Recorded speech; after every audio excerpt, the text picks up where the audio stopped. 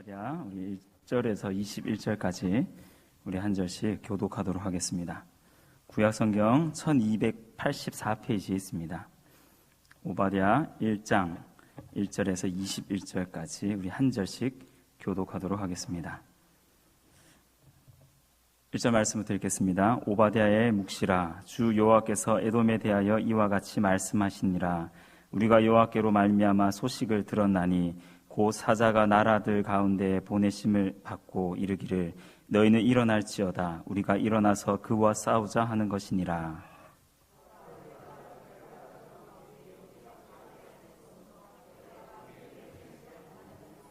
너희 마음의 교만이 너를 속였도다. 바위 틈에 거주하며 높은 곳에 사는 자여, 내가 마음에 이르기를 누가 능히 나를 땅에 끌어내리겠느냐 하니,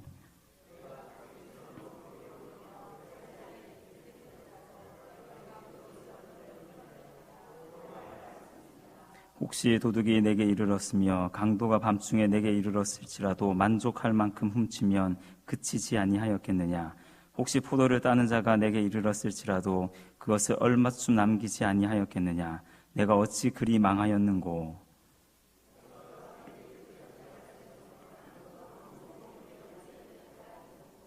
너와 약수한 모든 자들이 다 너를 쫓아 변경에 이르게 하며 너와 화목하던 자들이 너를 속여 이기며 내 먹을 것을 먹는 자들이 내 아래에 함정을 파니 내 마음에 지각이 없음이로다.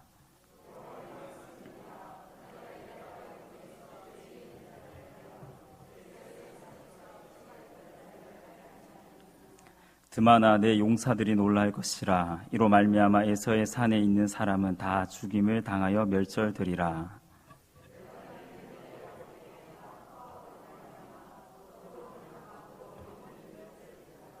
내가 멀리 섰던 날 곧 이방인이 그의 재물을 빼앗아 가며 외국인이 그의 성문에 들어가서 예루살렘을 얻기 위하여 제비 뽑던 날에 너도 그들 중 한 사람 같았느니라.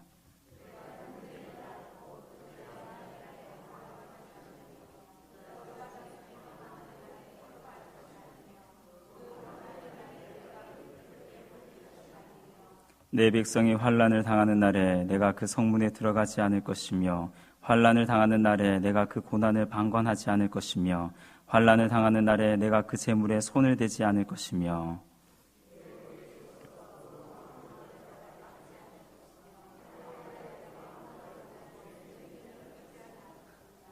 여호와께서 만국을 벌할 날이 가까웠나니 내가 행한 대로 너도 받을 것인즉 내가 행한 것이 내 머리로 돌아갈 것이라.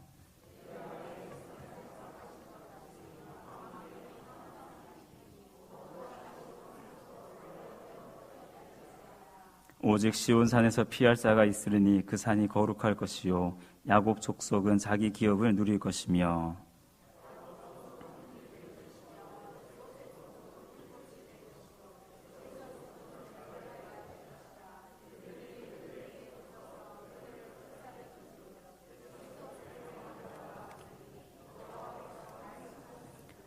그들이 네겝과 에서의 산과 평지와 블레셋을 얻을 것이요 또 그들이 에브라임의 들과 사마리아의 들을 얻을 것이며 베냐민은 길르앗을 얻을 것이며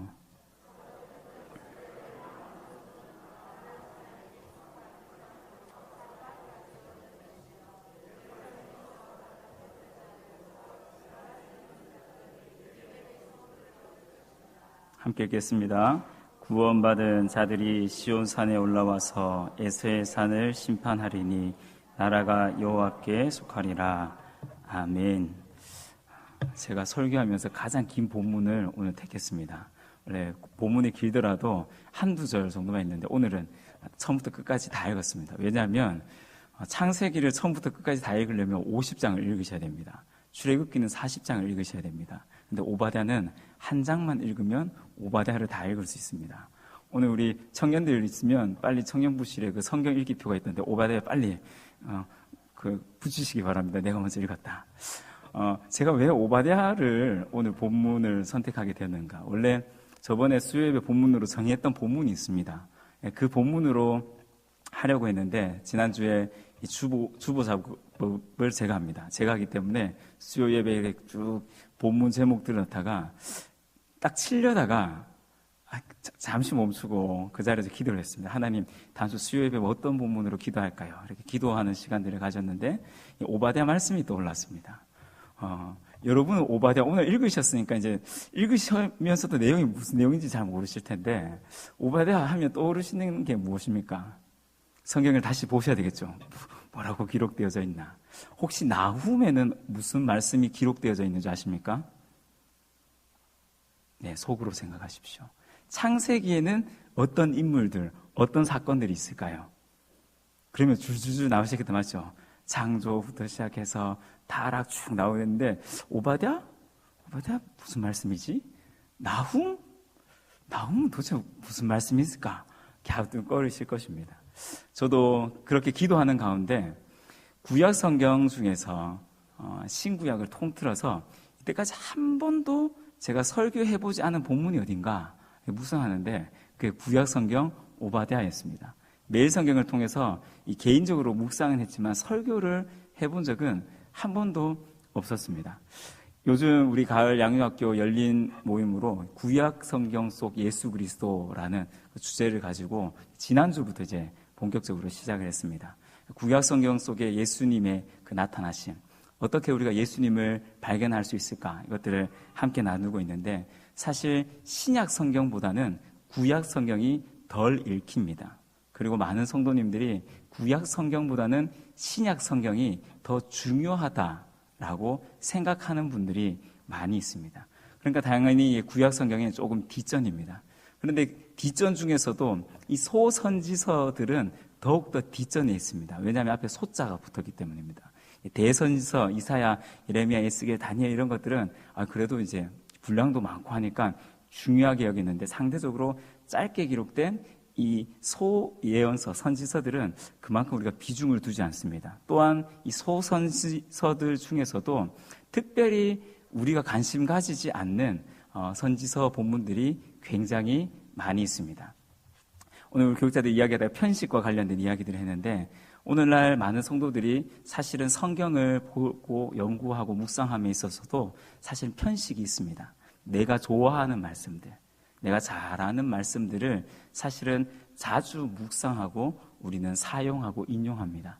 기도할 때나 사람들과 만나서 교제할 때나 성경 공부 소그룹을 수모임을 할 때나 사실은 내가 알고 있는 그 말씀들을 인용해서 말을 할 때가 있습니다. 그런데 내가 모르는 말씀에는 전혀 상관을 하지 않습니다. 성경을 읽을 때도 마찬가지입니다. 쭉 읽다가 내가 잘 아는 말씀이 있으면 그 말씀에 더 눈이 갑니다. 그리고 내가 암송하지 않았고 별로 가치 있게 생각하지 않는 그 말씀들은 그냥 쓱 넘어갈 때가 너무나 많다는 것입니다. 하나님의 말씀은 성령의 감동하심으로 기록되었습니다.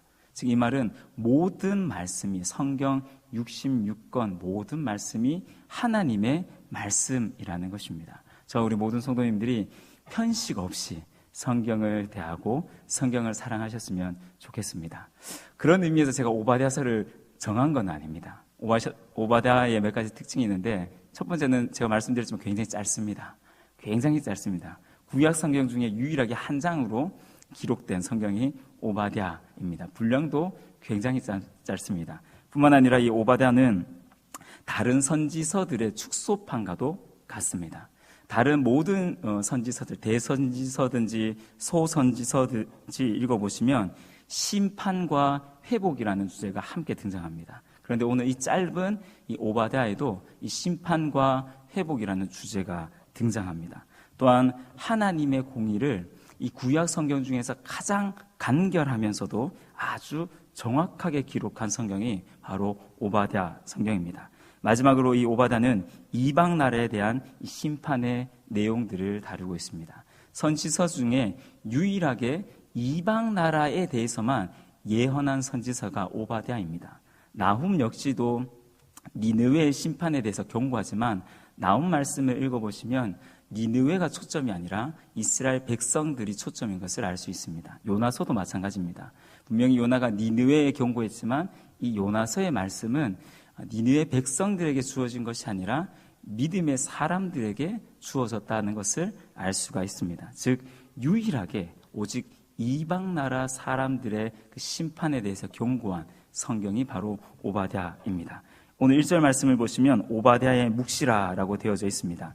이 오바댜의 뜻은 여호와의 종이라는 뜻입니다. 그래서 어떤 성경학자들은 이 사람이 어떤 특정 사람 인물이 아닐 수도 있다라고 말을 합니다. 왜냐하면 여호와의 종이기 때문입니다.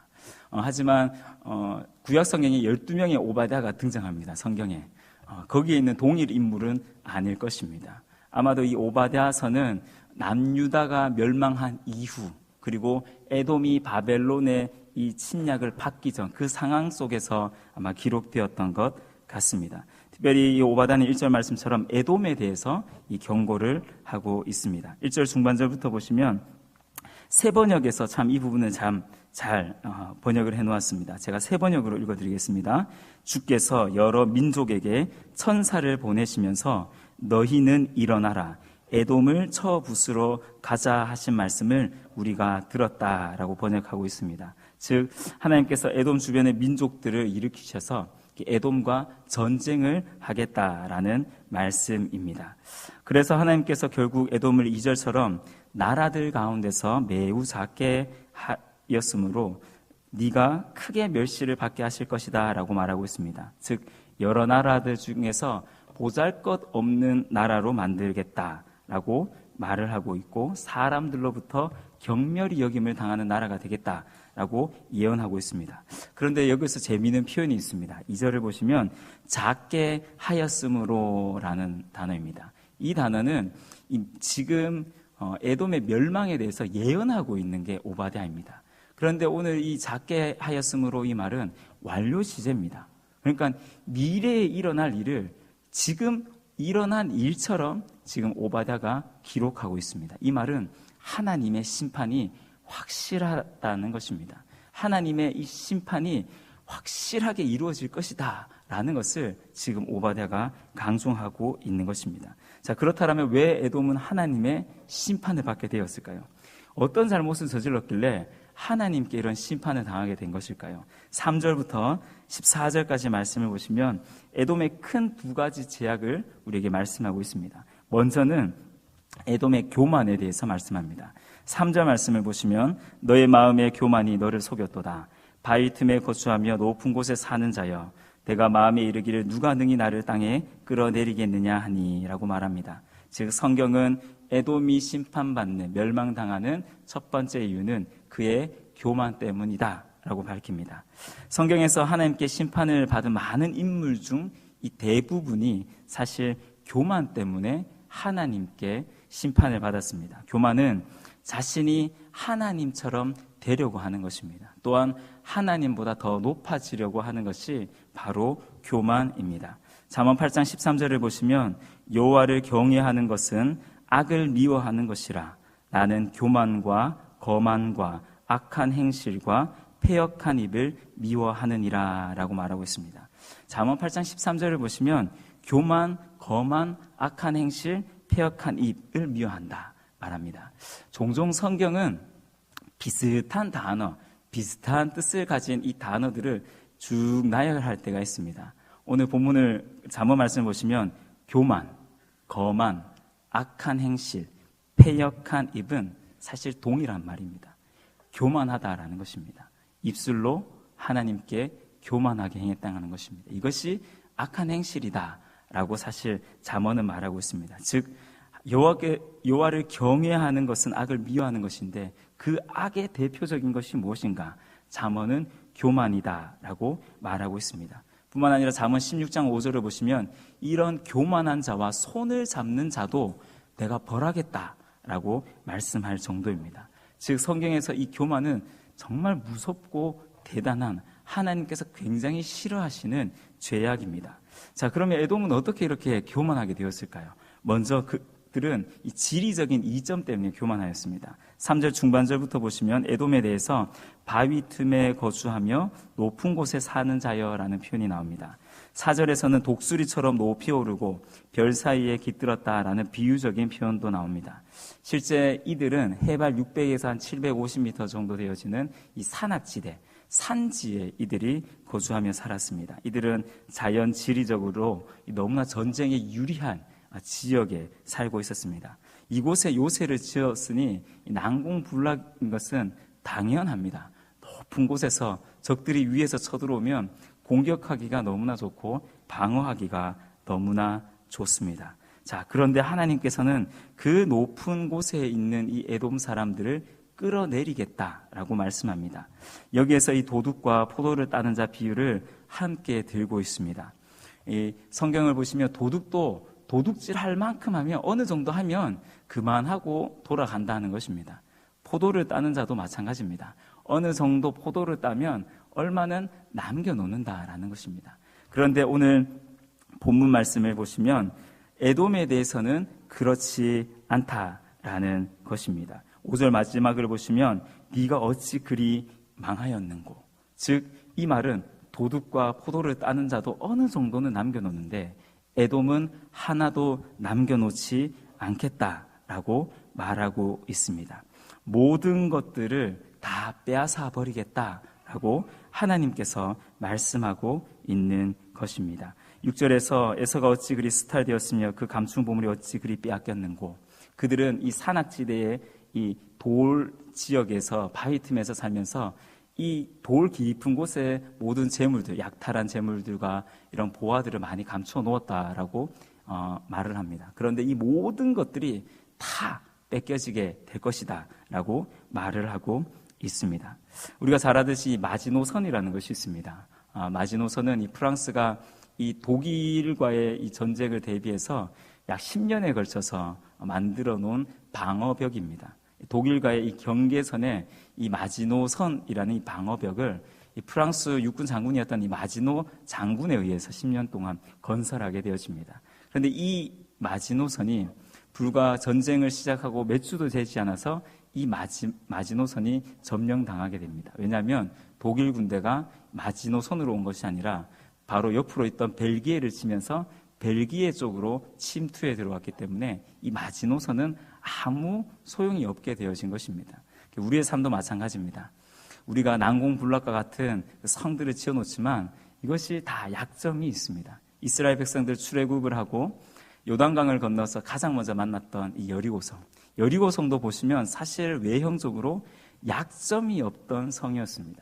그 어디를 찾아보아도 약점이라는 것은 없던 성이 여리고입니다. 그런데 여리고성에 딱 한 가지 약점이 있었습니다. 그게 뭔지 아십니까?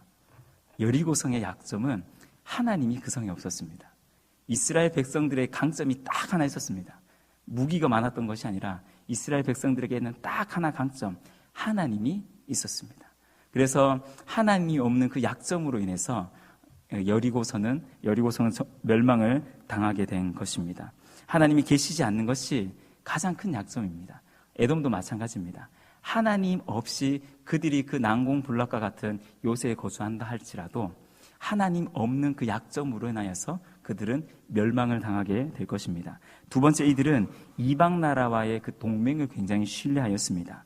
7절을 보시면 너와 약조한 모든 자들, 너와 화목하던 자들, 내 먹을 것을 먹는 자들이란 표현이 나옵니다. 이 에돔과 이 동맹을 맺었고 에돔과 친하게 지내며 에돔과 함께 한 밥상에서 먹던 이 동맹국들을 의미합니다. 에돔은 주위 나라들을 의지하였습니다. 그 당시 이 근동 지방을 장악하고 있던 나라가 바로 바벨론입니다. 이 바벨론을 에돔은 참 많이 의지하였습니다. 하지만 이런 동맹 관계를 통해서 에돔은 영원히 평안할 줄 알았습니다.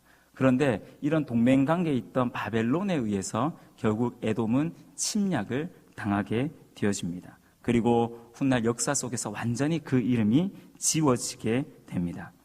역사를 보면 영원한 나라가 하나도 없습니다. 아수르도 완전히 멸망했습니다. 바벨론도 완전히 멸망당하였습니다. 그리스도 마찬가지고 로마도 마찬가지입니다. 이 땅에 있는 모든 나라는 영원한 것이 없습니다. 이 땅에 있는 모든 것들은 영원한 것이 없습니다. 그런데 지금 에돔은 영원하지 않은 그 나라들을 의지하고 있습니다.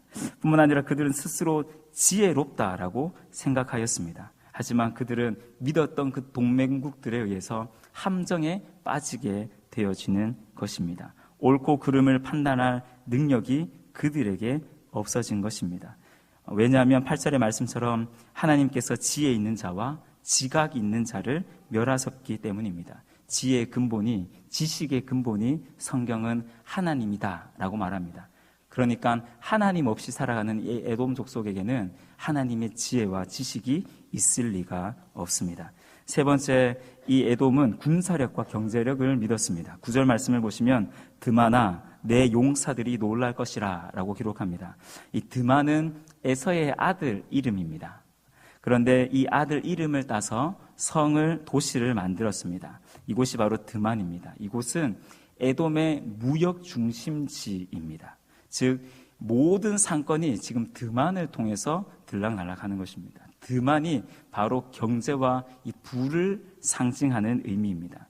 자, 그런데 이 부의 상징 속에서 오늘 본문을 보시면 드만아 너의 용사들이 놀랄 것이다 라고 말합니다. 경제력을 가지고 있는 도시뿐만 아니라 많은 군사력도 그들이 가지고 있었습니다. 그런데 그들이 믿었던 부유함도, 그들이 믿었던 이 군사력도 다 놀라게 될 것이다 라는 것입니다. 하나님 앞에서, 하나님의 심판 앞에서 그들이 놀라게 될 것이다 하는 것입니다. 왜냐하면 에서의 산에 있는 모든 사람이 다 죽임을 당하고 멸절되기 때문이다 라고 예언하고 있기 때문입니다. 우리도 힘을 의지합니다. 우리도 돈을 의지합니다. 오늘날 21세기라고 다를 것이 없습니다. 오늘도 우리는 우리의 힘을 의지하며 살아가고 있고, 뿐만 아니라 오늘날 우리는 더더욱 돈을 의지하며 살아가고 있습니다. 하지만 이 모든 것이 아무 소용이 없다는 것입니다. 이것이 우리를 영원히 지켜줄 수 없다는 것입니다. 우리가 의지해야 될 분은 오직 예수 그리스도 한 분밖에 없는 줄 믿습니다. 이처럼 에돔은 지리적인 이점인 이 상황과 환경을 믿었습니다.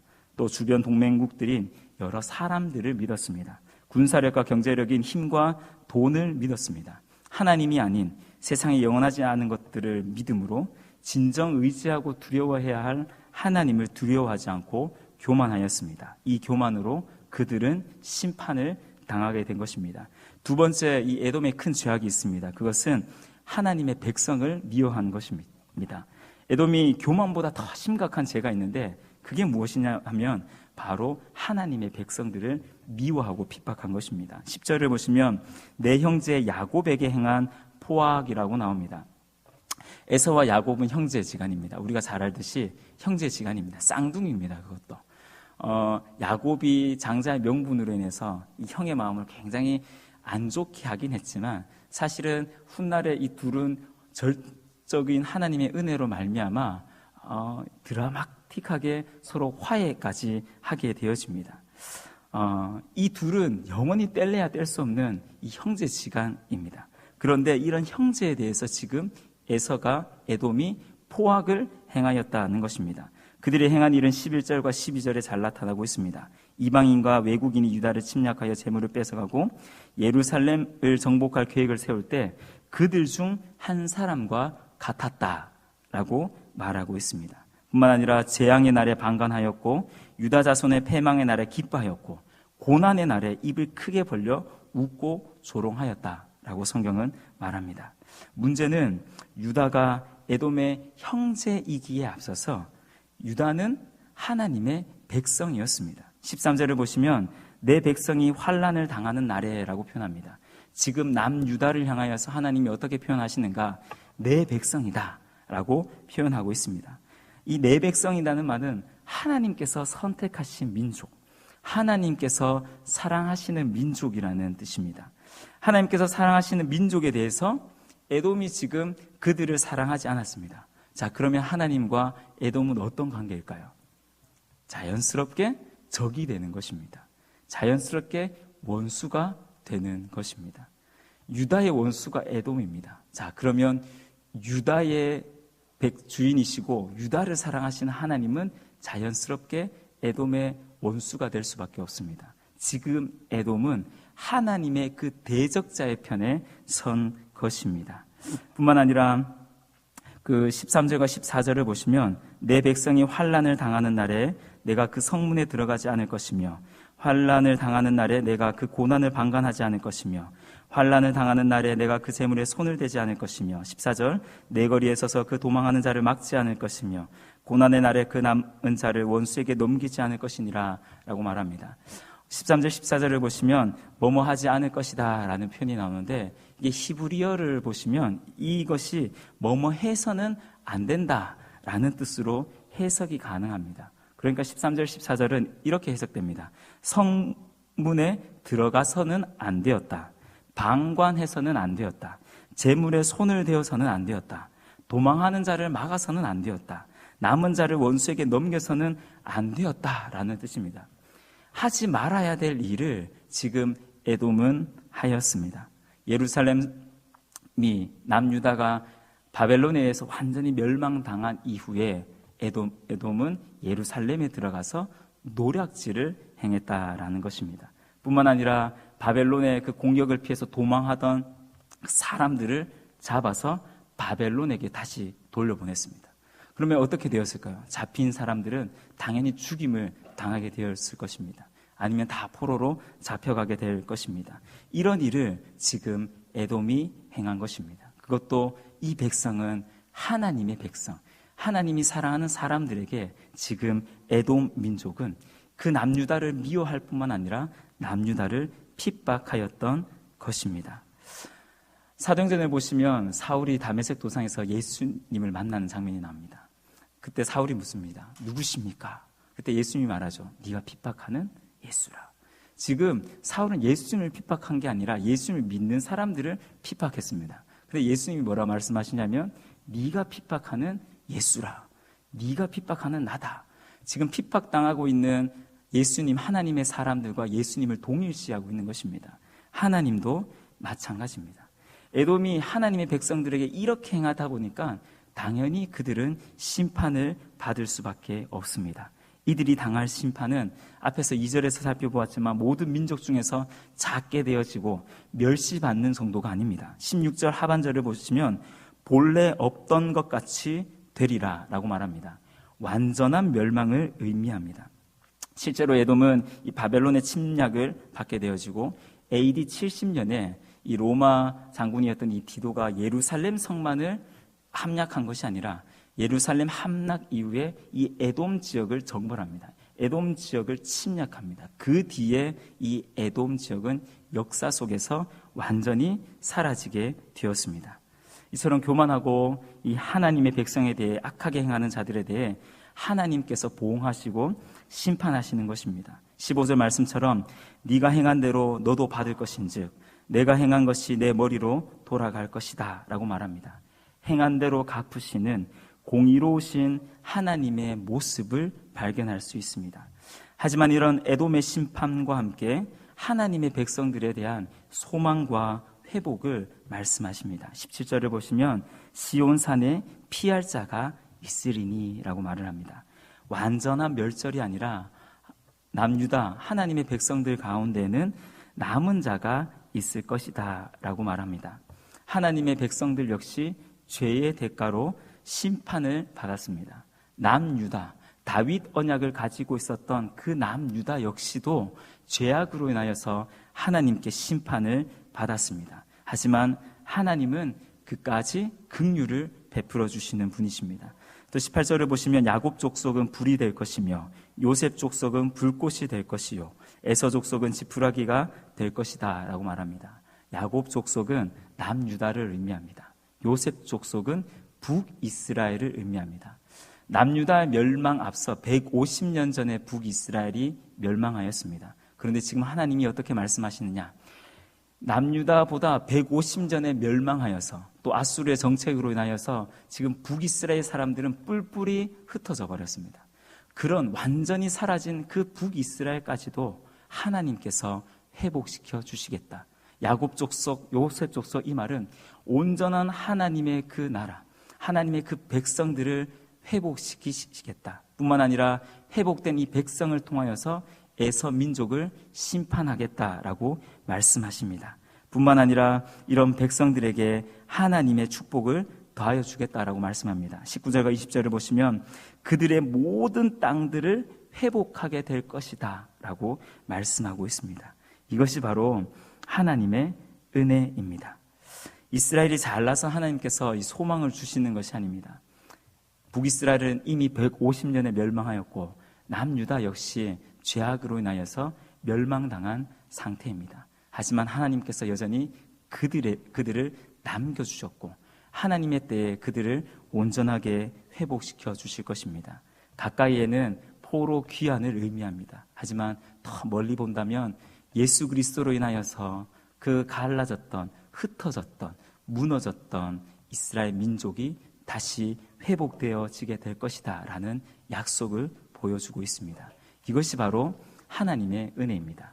하나님의 사람들, 그리스도인들 역시 죄로 인한 대가로, 심판으로 때로는 하나님의 시험과 고난을 당할 때가 많습니다. 하지만 하나님의 백성에게 그 고난은 끝이 아니라 과정이라는 것을 기억하십시오. 그 고난을 통해 하나님은 하나님의 백성들을 연단시키시고 다시 하나님의 백성으로 온전하게 회복시켜 주실 분이시기 때문입니다. 그래서 고난 가운데, 시험 가운데도 우리가 여전히 하나님께 소망을 두며 살아야 될 줄로 믿습니다. 마지막으로 우리가 함께 살펴볼 것은 오바댜 마지막 21절 마지막 하반절 말씀입니다. 마지막 하반절을 보시면 나라가 여호와께 속하리라 라는 말씀으로 오바댜서가 마칩니다. 오바댜서의 전체 주제가 무엇일까요? 바로 이 구절입니다. 나라가 여호와께 속하리라. 하나님께서 통치하신다 라는 말씀입니다. 모든 열방을 하나님께서 통치하십니다. 하나님을 경외하지 않는 그 민족 역시 하나님께서 통치하십니다. 하나님의 백성들 역시 하나님께서 통치하신다라는 사실입니다. 에돔의 심판, 유다의 심판과 회복, 이 모든 것이 하나님의 손에 달려 있다고 말씀하고 있습니다. 그렇기에 우리가 진정 의지하고 신뢰해야 할 분은 오직 우리 주님밖에 없는 것입니다. 우리의 삶은 누가 통치하고 계시는가? 하나님의 뜻대로 우리의 삶이 과연 움직이고 있는가? 아니면 내 감정과 경험과 지식을 따라 우리가 행동하고 있지는 않습니까? 신약 성경은 성령을 따라 행하는 삶이 바로 하나님의 통치를 받는 삶이다라고 말씀합니다. 그렇기에 우리는 기도와 말씀 속에서 우리는 하나님의 그 통치하심 가운데 늘 머물러야 됩니다. 하나님의 통치하심을 경험하기 위해서 기도와 말씀밖에 없습니다. 날마다 기도하며 하나님의 은혜를 구하고 날마다 말씀 가운데 하나님의 통치, 하나님의 뜻을 구하는 것이 진정 그리스도인의 모습입니다. 오늘 이 말씀을 우리의 삶에 한번 적용해 보았으면 좋겠습니다. 저와 우리 성도님들은 어떤 모습이십니까? 에돔의 모습이진 않습니까? 모든 사람이 사실 에돔과 같은 사람입니다. 로마서 말씀처럼 모든 사람이 다 죄인입니다. 의인은 없나니 하나도 없습니다. 로마서 5장 말씀처럼 우리는 하나님과 원수 되었던 자들입니다. 우리 모두가 원래는 하나님과 원수였습니다. 하나님의 그 대적자의 편에 선 사람들이 바로 우리였습니다. 하지만 주님은 우리를 불쌍히 여기셔서 우리를 구원해 주셨습니다. 하나님의 자녀로 삼아 주셨습니다. 자기 몸을 버리시면서까지 우리를 끝까지 사랑해 주셨습니다. 자, 그렇다면 우리는 어떤 삶을 살아야 되겠습니까? 전적인 하나님의 은혜를 경험한 사람에게 교만은 어울리지 않는 단어입니다. 하나님보다 더 높아질래야 질 수가 없는 존재가 바로 우리입니다. 뿐만 아니라 형제를 미워하는 것이 과연 우리의 삶 가운데 합당한가입니다. 오바댜에서 이 하나님의 백성은 하나님의 형상을 입은 자들입니다. 창세기 말씀을 보시면 우리 모두가 하나님의 형상대로 지음받은 자들입니다. 우리는 예수 그리스도로 말미암아 하나님의 형상이 회복된 자들입니다. 예수님을 알지 못한 자들은 하나님의 형상대로 창조되었지만 그 형상을 여전히 잃어버린 채 살아가고 있는 자들입니다. 즉 예수님을 믿지 않는 사람이든 예수님을 믿는 사람이든 하나님의 형상대로 원래는 지음받은 사람이라는 것입니다. 우리가 먼저 그 형상을 회복했을 뿐이지 그 사람들 역시도 하나님의 형상을 회복해야 될 존재라는 것입니다. 그렇다면 그 사람들은 바로 우리의 형제입니다. 우리 모두는 형제입니다. 뿐만 아니라 하나님의 백성이 되었습니다. 하나님 백성된 우리 형제 자매들을 향하여서 우리가 미워할 수 있겠습니까? 그들을 핍박할 수 있겠습니까? 미워하는 것은 하나님을 대적하는 것입니다. 오바댜 말씀처럼 하나님과 원수가 되어지는 것이 바로 형제를 미워하는 것입니다. 한 입에서 저주와 찬송이 나올 수 없다라고 야고보가 말하고 있습니다. 하나님의 형상대로 지음을 받은 사람을 저주할 수 없다라고 야고보 사도가 밝히고 있습니다. 눈에 보는 바 사람을, 형제를 사랑하지 않는 사람이 어찌 눈에 보이지 않는 하나님을 사랑할 수 있느냐라고 요한 사도는 그렇게 고백하고 있습니다. 사랑하는 성도님들, 에돔과 같이 우리가 교만과 미움 가운데 살아가는 자들이 아니라 우리가 과연 하나님의 통치를 받고 있는 자들이라면 우리의 삶 가운데 교만이 아닌 예수님의 겸손이 회복되어져야 됩니다. 뿐만 아니라 예수님이 우리를 먼저 사랑해 주셨듯이 우리의 삶에도 이런 사랑이 회복되어질 줄로 믿습니다. 큰 것이 아닙니다. 작은 것부터 시작하시면 됩니다. 제가 오늘 찬양 드리면서 기도하는데 어떻게 사랑해야 됩니까? 라고 기도하는데 하나님이 집에 가서 빨리 설거지해라 라는 말씀을 주시더라고요. 집에 지금 설거지가 지금 쌓여져 있고 집에 지금 쓰레기들이 지금 많이 쌓여져 있습니다. 그래서 집에 빨리 가서 내일 새벽 예배 설교하는 것이 아니라 빨리 설거지하고 쓰레기 버리는 것이 아내를 사랑하는 것이구나 라는 것들을 깨닫게 해주셨습니다. 우리의 삶 가운데 어렵고 특별한 것을 주님이 요구하시는 것이 아닙니다. 내가 할 수 있는 작은 것에서부터 우리가 하나님 말씀대로 하나님의 마음을 가지고 살아갈 수 있는 저와 우리 모든 성도님들 되시길 주님의 이름으로 축복합니다. 기도드리겠습니다. 하나님, 우리의 주인이 되어주셔서 감사합니다. 우리의 삶을 통치해 주셔서 감사합니다. 우리를 먼저 사랑해 주셔서 우리를 하나님 백성 삼아 주셔서 감사합니다. 날마다 주님 앞에 겸손하게 살게 하여 주시옵소서. 하나님만을 의지하고 하나님만을 신뢰하게 하여 주옵소서. 이 세상에 영원하지 않은 것들을 우리가 의지하며 살아가는 것이 아니라 영원한 하나님만을 의지하며 살게 하여 주시옵소서. 뿐만 아니라 하나님 우리에게 맡겨주신 그 영혼들을 사랑하며 살게 하여 주시옵소서. 미움과 정죄와 비판이 아니라 사랑과 희생과 헌신의 삶을 살아갈 수 있는 우리에게 먼저 주신 그 주님의 사랑을 우리의 삶 가운데 실천하며 나누며 살아갈 수 있는 우리 모두가 되게 하여 주시옵소서. 예수님의 이름으로 기도드렸습니다. 아멘.